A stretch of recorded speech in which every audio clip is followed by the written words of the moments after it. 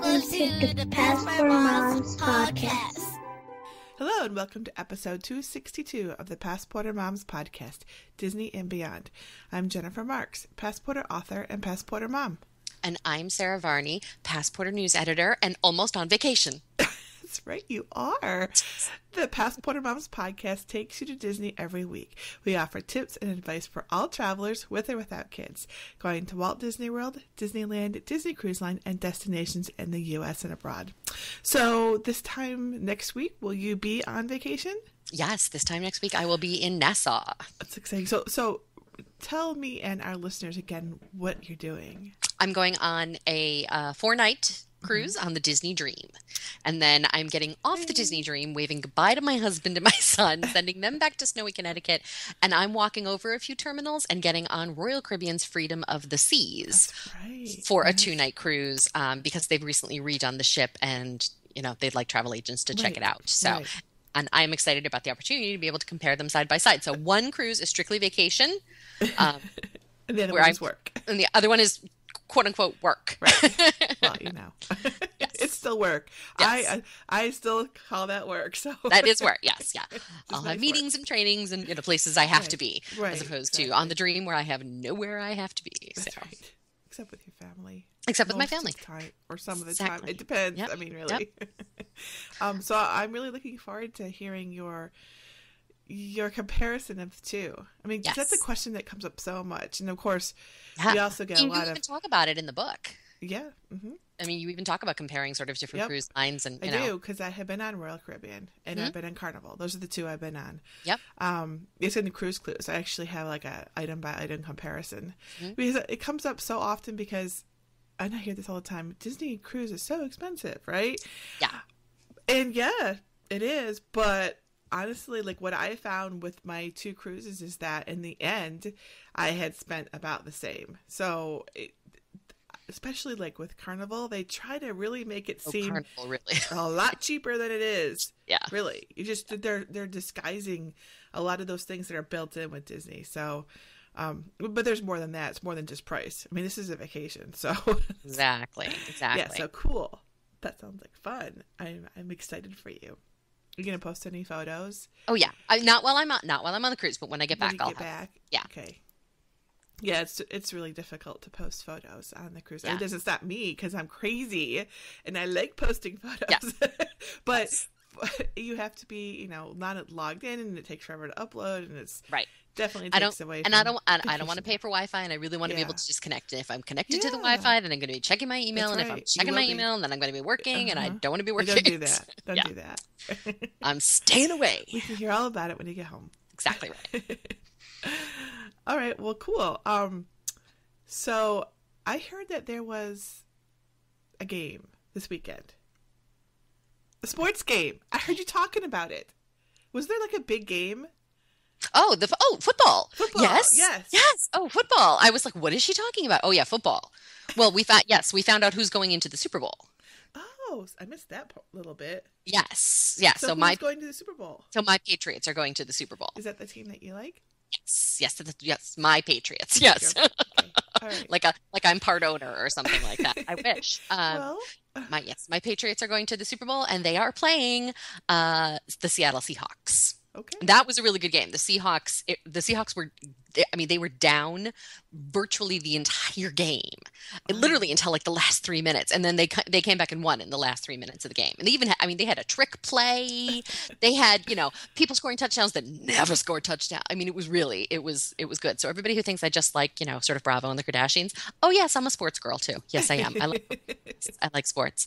So yeah, it was a really good game. And then the Patriots, it was just sort of like the Patriots pretty much marched over the team they were playing and walked right into the Super Bowl. So it was good. It's going to be a very good Super Bowl. And I get home as they're singing the national anthem. I will hopefully be walking in the door. So I'm making it back in the nick of time to watch my Patriots win. Yeah, to watch my Patriots win the Super Bowl. So yes. It's always nice to have something to look forward to after a vacation, because otherwise it can be a bit of a downer. Yeah. I know for my trip, Disney depression. Disney depression, exactly.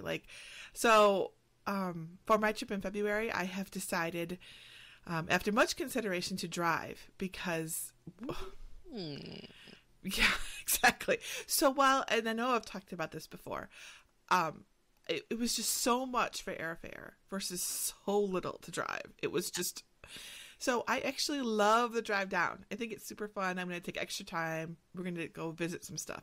But the way back is such a drag. I know. Especially in the winter. So I need to come up with something fun to look forward to. All right. For after my trip, so that, I can be not quite so depressed. Not quite so bummed out. Yeah. That's right. Yes. Yes. And so we have to talk a little bit about sort of our pop culture and crafty stuff, because people seem to really like that last week, actually. So does a sports game not count as pop culture? So it does, but now we have to talk about crafty stuff. Oh, okay. So I know you know this already, but I want to talk about it. So I have been working on changing my desk around, right? So because I got a new computer, and of course that meant everything had to be changed. So I made a new desk, which is a whole nother topic. But behind my desk was this closet that was just filled with nothing of any importance, right? Like, why would I have a closet filled with games and folding chairs behind me? I'm like, this is not acceptable. I'm going to totally gut this closet, take off the doors, and I'm going to change it into a nook. Because I saw these super cool pictures of little office nooks on Pinterest. Because I love Pinterest. Pinterest gets us in trouble. It does. So I decided, I think it was right after Christmas, I'm just going to do this. So I just ripped the doors off, and I took everything out, and I painted it red, and there's already built-in shelves above, and I'm halfway through doing the built-in bench. It is so awesome. It looks really cool. I can't even express how cool it is. So it's just awesome. I'm just so thankful I saw this picture on Pinterest, because I don't know that I would have thought of it, or if I had, I wouldn't have thought of doing it in such a cool way. This is the first time I've ever done a built-in, but it's really actually very neat to do. It looks very professional. I mean, the photos look very professional. Well, thank you, but I'm not a professional. I am, but I have been doing woodworking for about 5 years now. So I'm not a total novice, but nonetheless, there's still things that are new to me, the fancy stuff. So yeah, so it looks really good. My favorite though was when you said something about I'm putting it in because I'm really hoping that Alexander will choose to sit there. And as soon as you said that, I knew immediately what you were talking about, because Ryan has this habit of sort of materializing directly behind my right shoulder. And when I say directly, I mean he sort of hovers over my shoulder while I'm trying to get work done. Yep. And I thought, oh, I know exactly what she's hoping for there. Yeah, I don't know what that is. It's like a 10-year-old boy thing.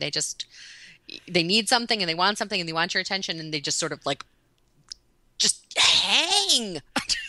Yep, he sort of dances around. He doesn't want to stay still. I mean, which is fine, he's 10. It's okay. Yeah. But he's just he's behind the desk, he's beside it, he's peeking over the monitors, he's holding on to me, he wants to sit in my lap. Yes, right. my kid still wants to sit in my lap from time to time. Yep, mine does too. Just back off a little bit. Yeah, a little bit. Tiny amount of personal space. Tiny amount. Yes. I'm really big into my personal space. Yeah. Fortunately for my child. So I am that bench back there is built with Alexander in mind. So good thought. Yeah. So, and we actually because the bench is halfway done, he was able to sort of sit on there. I had put a board on it so that he could not fall off the edge, but sit right on it. And we watched some Netflix together. Which was fun, just for a little while. So, yeah, I'm excited about it. And I will post more pictures, because that's what I do. Yeah, I can't wait to see. I can't wait to see the finished product. I think it looks really cool. Yeah, and I should mention that my Facebook page is actually open to anyone. If anyone wants to friend me on Facebook, you're certainly welcome to. Just send me a friend request, because I know I talk about things, but if you're not on Facebook and see that stuff, you don't know. So it's Jennifer Marks. Then I also will be putting stuff about my desk and my little nook up on my blog, my personal blog, which is genuinemom.com, and it's genuine with a J, because get it? Yes. Genuine Mom. It was one of my old AOL screen names back in the day. Genuine. Yep. And my Facebook page is not open to everybody, so I get a lot of Facebook requests, and I always try to if I really have no idea who you are, then I probably just click no. But I do have a business page. You know, I do have a business page. It's Sarah Varney, MEI, and Mouse Fan Travel. And I am public on Twitter, so you can follow me on Twitter at Passporter Mom SV. But my Facebook page, just because my friends post photos of their kids sometimes on their page, and I don't want to, I don't mind sharing pictures of Ryan, but I don't want my other friends to feel like they can't share photos of their kids with me. So. Right. When I started Facebook, it was all PassPorter, so pretty much that's a PassPorter page. That ship and sail. Yeah. There's like 1,000 people on there or something. Yep. It's a lot. So the PassPorter Moms podcast is sponsored by our friends at All Ears Net. And this week on All Ears, I'm bringing up their page so I can read. Okay, so they have a review of Akash's Royal Banquet Hall, which is the famous these days for having a princess character breakfast. They also have news on... They have the princesses at all meals, actually. It's not just at all meals, sorry. Yep. At all meals. They have the opening date and sales date announcement for Polynesian Village, which I know we touched on a bit last week. Over at Disneyland Resort, they have more information on Freeze the Night, which I don't even know what that is. Do you know what Freeze the Night is at Disney's California Adventure? Yeah, I believe it's some of the Frozen activities that take place. Yeah, it's more Frozen. Well, awesome. I'm really not laughing at that. It's a dance party that replaced the Mad Tea Party. Okay. So they've got all the lowdown on all that new Frozen stuff that's coming to Disneyland. So if that's the place to go if you want to hear about it. They also have the announcement of the Garden Rocks concerts that'll be at the 2015 Flower and Garden Festival. And a new article on snacks, the favorite Disney snacks, and a sneak peek of the Cinderella movie. So you can get all of that at allears.net and watch their videos at youtube.com/allearsnet. Okay, so news this week. What's going on? So news this week, the Flower Power concert series that used to take place during the Epcot Flower and Garden Festival is no more. Except it really kind of still is. It's just now the Garden Rocks concert series. They changed the name, and I also think they changed the focus a little bit. The Flower Power was very much a sort of 60s and early 70s lineup of bands. This is different. This is more late 70s and 80s, it seems like. So you've got actually some bands I really like. So The Village People, like for real? The Village People?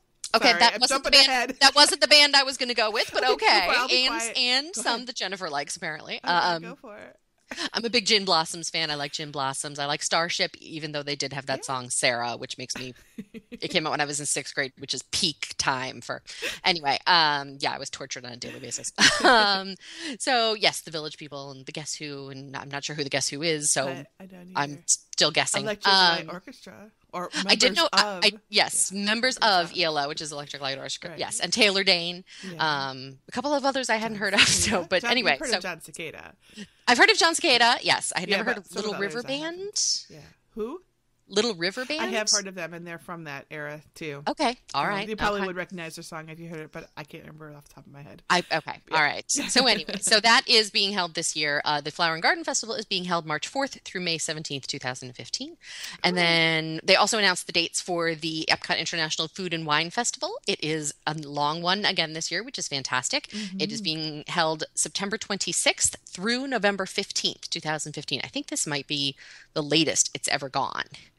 In November. I think last year it was like November 12th or something like that. So it's going even further. Cool. So very cool. And then Disney has filed a permit to build a building in between Mexico and Norway to house the Frozen meet and greet that is being implemented there after whatever the new ride is going to be. So so they've filed all those permits. It's a pretty big building. It's 13,000 square feet. It's going in that area, and it's also going to include a new restroom. So yay. We always need restrooms. Oh, please. That was not a sarcastic yay. That was a real yay. No, that was a real yay. See a potty, use a potty. You know, I mean. Okay, and then in articles, we have Cheryl Pendry with her must-dos at Walt Disney World. You know that in-room video, Must-Do Disney with Stacey Aswad. So Cheryl Pendry has her... Yes, her version of that, which I love. And then Taryn Hearn has contributed an article on, what it's like to travel with your own Fab Five at Disney. They talk about the Fab Fives Disney, Mickey, Donald, Pluto, Goofy, and somebody I'm forgetting, Minnie. And then, sorry, I couldn't think of it that fast. But so a family of 5 at Walt Disney World, 5 or more. So what it's like to travel to Walt Disney World and some tips for planning those articles. So that's Awesome. it. Passport News comes out every week on Thursday, includes news, tips, contests. I did go into my spam folder and found a couple of other people that had wanted to contribute. So thank you so much. And I apologize for the delay in responding. Our spam folders have been tricky recently. It has. So Horrible, in fact. yes, but I'm trying to go in at least once a week and pull things out of there. So I apologize, and I did get back to everybody that was in there. So if there's anybody that hasn't heard from me, either I'm in your spam folder or it just never made it to me. So please email me at news@passporter.com if you would like to contribute. Cool. Thank you.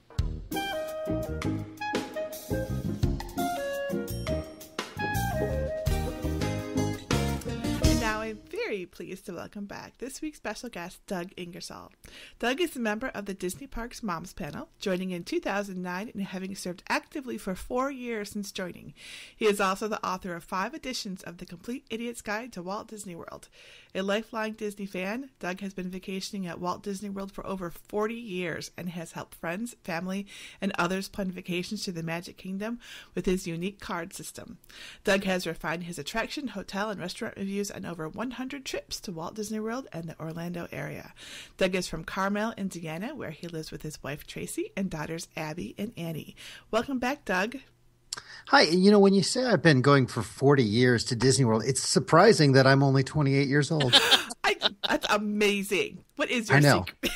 It's time travel. Wow. Yeah, you need to share that with us. We could use it. So I understand that you recently got back from a Disney cruise. I did.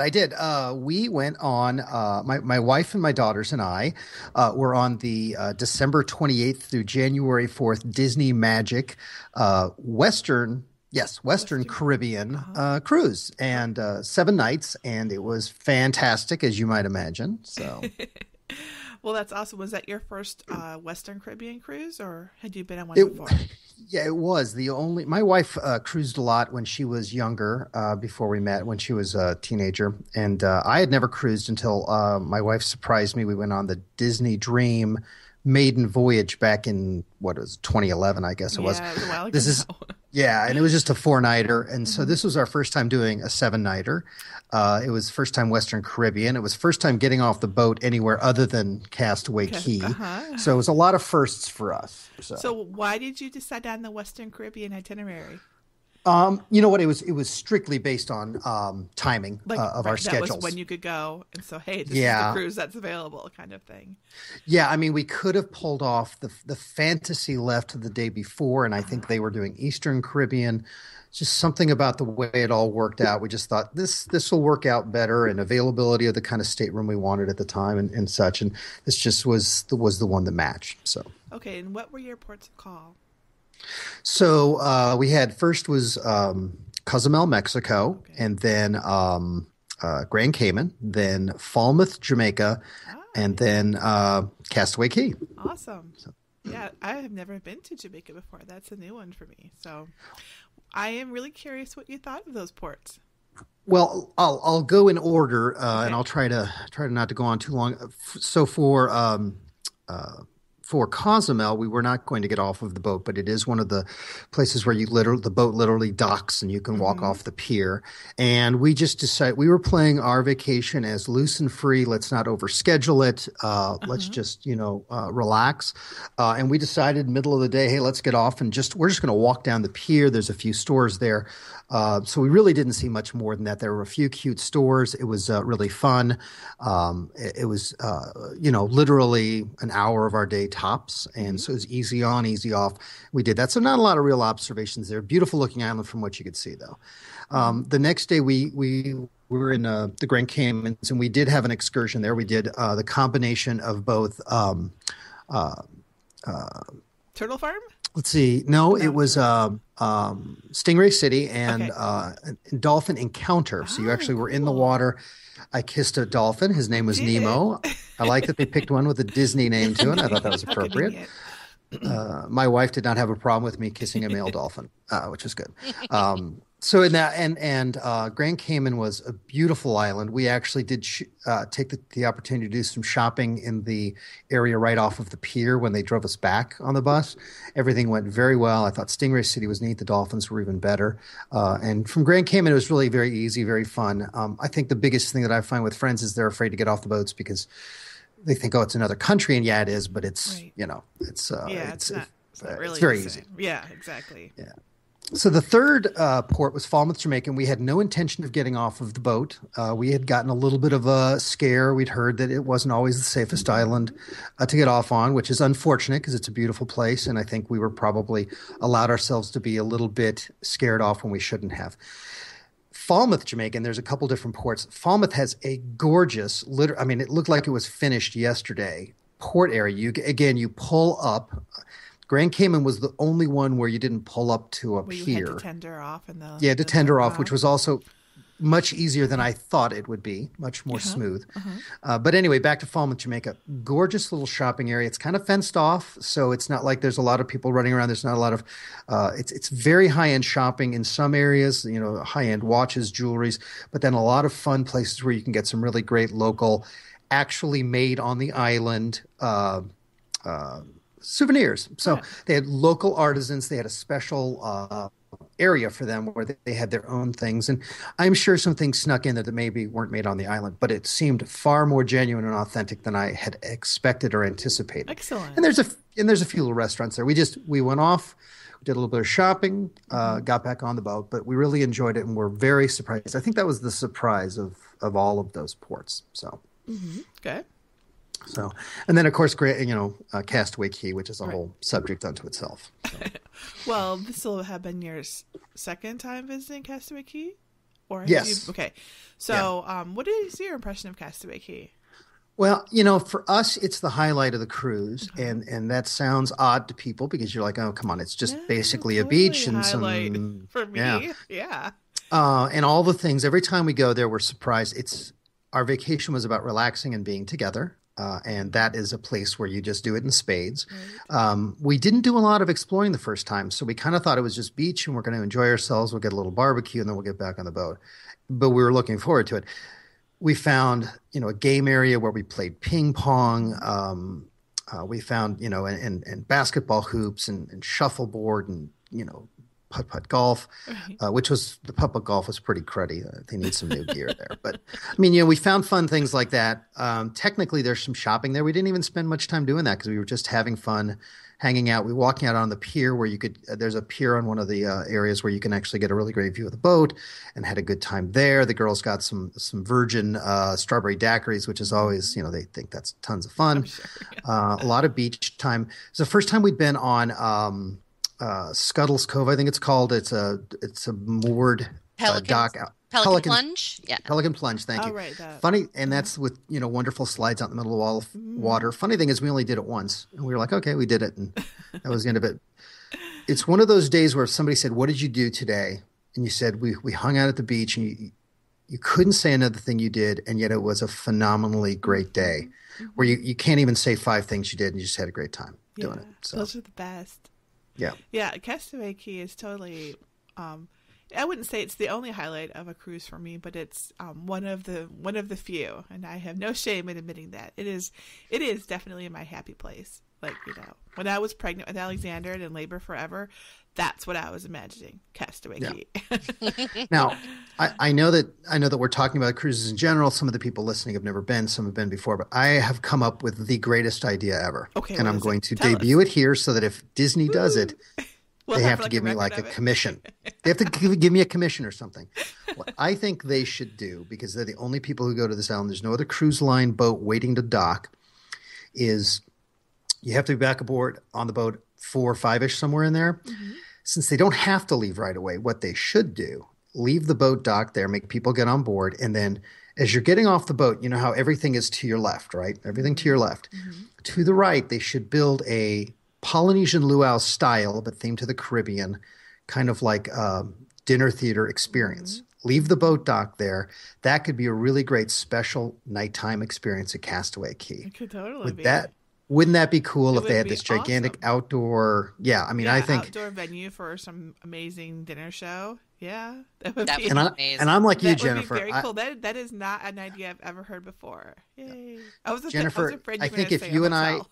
I think if you and I, Jennifer, were to design a Disney cruise, it would be a 5-dipper at Castaway Yeah, right. Cay. Oh, It me totally too. would. Are you Oh, yeah. kidding? Oh, And yeah. think about how much gas they would save. They could just I leave know. it docked there. Just leave it That's right, docked just there. leave Yeah. it there. We've been talking about them building a resort on that island forever. Like, Mhm. just, I know. just Yeah. know. It would be so smart. I mean, I'm sure there's a million reasons that none of us are smart enough to understand why they can't do that, but it Well, would I be hear cool. the insects are really bad in the evenings. That's what I hear. I don't know for sure, but it could just be a rumor. I'm sure there's a bunch of environmental concerns, and they have I'm to leave sure. a certain amount of property. I'm sure. I get it, but gee, an overnight, like, just can you imagine if they did just one cruise that had an overnight at Castaway Oh Cay? my gosh, that would be booked It up would so sell fast. out in It would minutes. totally would. Quadruple Yep. price staterooms, and it would still sell out in a It'd still sell heartbeat. out. It wouldn't matter. Every platinum cruiser on the planet would book it, and it would be done. Done. So true. Okay, so this was your first time on the Disney Magic, and your first cruise was on the Disney Dream. So I would Right. like to know what you think about going from the Dream to the Magic. Prefer the Magic. Okay, And I know that there are other people out there who say that as well. There's pluses and minuses to everything. But the first one is this. The pools are roughly the same size on the big boats as they are on the small boats. But the small boats have, 40% fewer people? So we were not fighting for pool space or, lounge chairs by the pool nearly as much as we did when we were on the Dream. I mean, think about that family pool. It's the Goofy family pool on the Magic. When you're in that family pool on the Dream, I felt like I was looking at a child bouillabaisse being made. It was like child soup. It was 4,000 degrees. I'm pretty sure it wasn't just water in there. Yeah, I'm sure. I was on that same cruise. I remember. It was very Yeah, that's right. We were on the same cruise. We didn't even see each we other. both were, actually. Yeah, we were all How did we were not on that meet? cruise. We That is both awful. were. I saw Becky Mankin. She said hi. I was probably standing right behind her and just didn't even, No, she's always physically attached to the hip to Lou Mangello. So that's I mean, I think that's a little bit of a plus. Now, there's some things like, for instance, I love Cabanas. I think Cabanas is probably a little bit better on the bigger boats just because it's bigger and there's more space. But I felt that the drop off was almost unnoticeable. I mean, they didn't have the birds because the ceiling is a little bit lower. And I'm sure there were a few fewer food choices. But I just find that the smaller boat, I was a little bit cozier. If I were to be planning a cruise tomorrow, and no, Sarah, my travel agent, I am not. But if I were planning one for Christmas next year right now, I still would let my date be what drove me. I wouldn't be afraid to go on the big boats. But I think I preferred the Magic. Okay. So. Well, Doug, so what kind of stateroom did you have? I know what kind of stateroom you had on the Magic.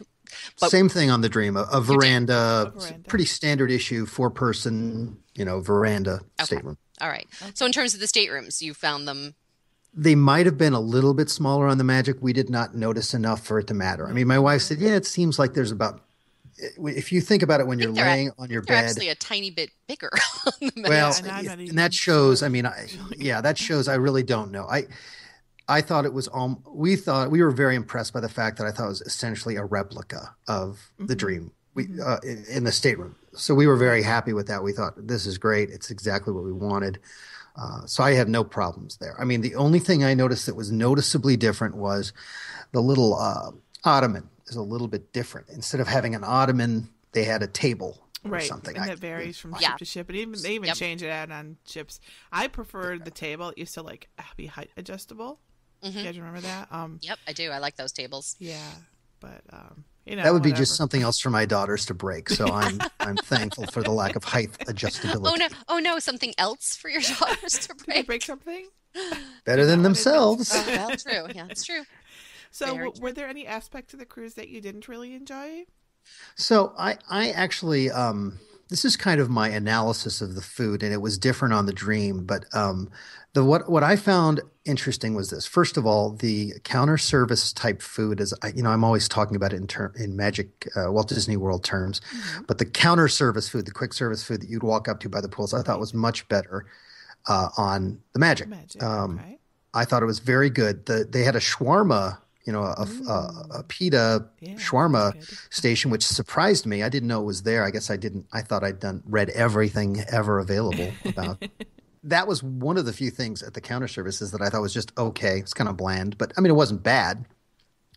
But I thought the ability to walk up and grab some fruit. I thought the pizza window, much better pizza than you get at most of the parks at the Magic Kingdom. I thought it was really good.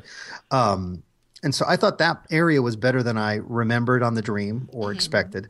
And we love Cabanas. I think Cabanas, they do an exceptionally good job for what they do. And then we went to Palo, and I have a pretty good. I'd have to say my wife and I have a pretty good pedigree when it comes to fine dining. I mean, we're California girl snobs, and my mom's a trained chef. She studied in Europe, in Paris and Venice, and so I think I have a pretty good pedigree there. Yeah. Palo would have to rank in the top 5 meals I've ever put in my mouth. Really? I mean, it was phenomenal. Yeah, we did both the brunch and the dinner, and they were both top notch, and I thought the service was exceptional there. Good. The one kind of wonk, wonk, wonk moment was I found the food at the main restaurants, Animator's Palette, Lumiere's, and Karaoke's, just to be okay. There wasn't anything I ate where I'm like, oh, I got to go back and get another plate of that. And there was nothing bad. There was nothing ever bad. It was nothing ever wrong. My wife described it as pretty good wedding reception. Pretty good food. wedding style. Ooh. Yeah. Ooh. And I hate saying that because I hate saying anything that might dissuade somebody from going on a trip. This is not the reason not to go. The shows in the Animator's Palette were amazing. The service level, we had horrible service on the Dream because we were on the maiden voyage, and I've talked about this before. The service was quite good. I had zero complaints there. But the food was just there. It was fine. It read better on the menu. Then you got really you got really excited, and then you're like, oh, that's okay. Yeah. Yeah. I know what you mean. Yeah. But Palo makes all things right. So. And you got to do brunch and dinner, which is fantastic. Yes. Doing the exact same thing next week, so I'm very excited. Yeah. Well, I was in the when we went to the Palo, the buffet, they have a grape and gorgonzola pizza. I love those mixtures. I'd never thought grape would be good. I've had like fig and steak. It was just the best. For some reason, my wife ordered the chicken parmesan, which didn't seem very breakfasty, and it was phenomenal. I'm just, and she said, I wish we'd gone later in the week. And I said, why? She goes, because I think we paced ourselves, and I wish we hadn't. She goes, by the end of the week, when she said this, when we were having dinner there, she goes, now I feel no shame. And I would have, back then I was just, it's kind of like a first date versus 12th date kind of a thing. First date, you're like, oh, I'll have a little salad. Just 12th date, you're like, surf and turf. That's More funny. cheesecake. So I'm like the opposite. So in the beginning, I'm like, this is awesome. I love all this. But by the end of my cruise or my Disney trip, I am so not interested in food. I am so over it. It's always like, it's just like just so much amazing, awesome food. And I don't mean quantity. I mean, like, it's just everywhere, right? And I'm just like, whatever. Jennifer, you had me with the Castaway Key stuff, and you're losing me with it. I mean, because I could physically feel the seams in my stomach ripping open, and I'd be like, oh, there's chocolate. Yeah. More chocolate. That's funny.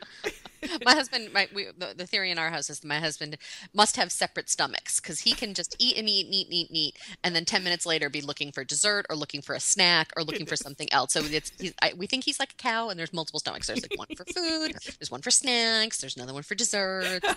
Yeah. See, you're the people I need to vacation with. He and I would be at like 3 a.m. We'd be the ones getting thrown off the boat because we're like banging on the thing. Why is the ice cream not open? Right. Why can't I want some more soft serve. Yep. That's exactly right. All right. So as we like to do, I would love to know if you have a tip for first-time cruisers on the Disney Cruise Line. Okay, so I'm going to give 2 because one will sound very self-serving, and I like to break the rules. Right. So the first one is you definitely need to use a travel agent. And here's why. It's and I found out through Sarah, who is my travel agent, full disclosure, she always has been. And I, like I said, I've been going to Disney World for 40 plus years, and I'm only 28. And I still use a travel agent because there are certain reasons why a travel agent helps, even though I think I know Disney pretty well. Completely different reasons when it came to the cruise. First of all, I had a million questions, and Sarah has a plethora of patience. She does. She's It's such a completely different experience. It's less about go make these reservations for me. You have to do those for yourself. But things like vacation insurance, understanding that, navigating that, navigating things like the transfers. It's not doesn't for somehow, even though it's great and I love using the transfers, it's not exactly like Magical Express because it's not quite as automatic. It was just great having that person who would show me the way. And I have, as you can imagine, I've got our little private Facebook group for the moms panelists. I got, Marcy and Nancy, all of these great moms panelists who are, cruise moms panelists who were giving me tons of great info. Still needed Sarah there to hold my hand. So that was helpful. The other thing, and this is something people will see a million times, but you got to read through the Navigator at night, the night before, and don't think that it represents everything that's going on if you're looking at that TV guide style schedule area. And also don't just look at things that seem to only be for you. So as an example, I have a 7 and a 9-year-old. So nobody's in diapers anymore, thank God. But we went one day because I said, this looks funny and I want to talk about it on the podcast because I have to I'm going to be interviewed because I'm now famous because I look like George Clooney. And I said, we got to go see this Jack Jack Dash thing. Okay. And for anybody who doesn't know what that is. The diaper dash? Sorry, I'll be quiet. And they name it after Jack Jack, the baby from Incredibles. Right, okay. And they literally lay out this gigantic themed mat and they put kids in little chutes and they basically race them. And it is the funniest thing I've ever seen. And literally every veranda of that atrium is, every overlook is filled with people. The time we went, they could only get one baby to come. And I thought, this is a test of how good Disney is. We had so much fun. And there couldn't be a race because there was no second kid. They still made it so much fun. So how did they do it? They just were being hilarious. They had a DJ. You, right? They had a DJ cast member who was the example of how the race would work. And he'd deliberately fall over and get distracted. And they just make it fun. It's like sitting at a pool at Disney, at Walt Disney World. You're sitting by your pool. You're like, okay, water, chairs, whatever. And then they bring the counselors out and you're like, okay, whatever.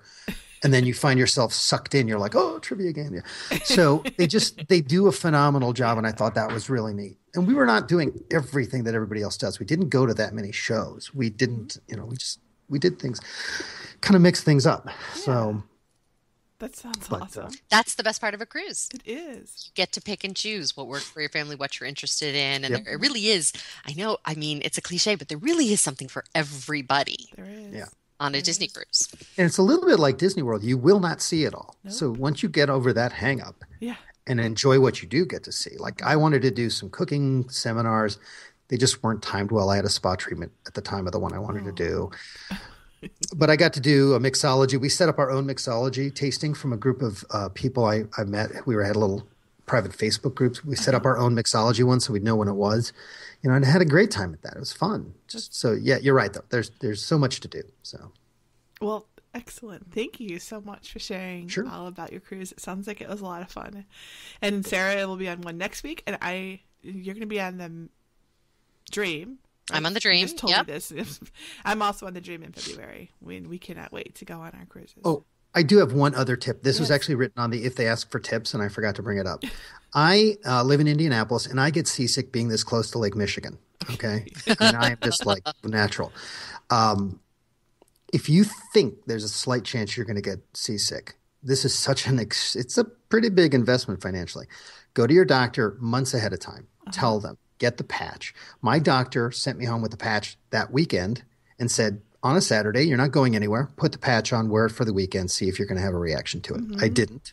In both cruises, I used the patch, did not feel a thing. I didn't have any reaction to it other than like the first 15 minutes after I put it on the day before we left. You just feel a little bit lightheaded. And they told you it would happen.